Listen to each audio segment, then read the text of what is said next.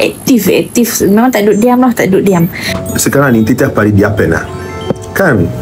Sebab, tapi kalau filem minum susu Rizky pagi-pagi, susu Rizky pagi-pagi, memang filem memang akan buat macam-macam. Aktif.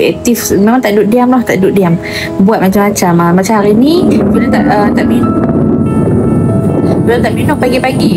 Pagi tadi filem tak minum sebab filem bangun lewat tadi. Sebab semalam kan filem ambil ada mau dekat airport, so kita orang bangun lewat. Lepas tu ni baru filem consume. Tapi kalau nampak dia ada sikit tenaga sekarang. Alhamdulillah. Anak ke berapa tu? Ini kita punya face anak.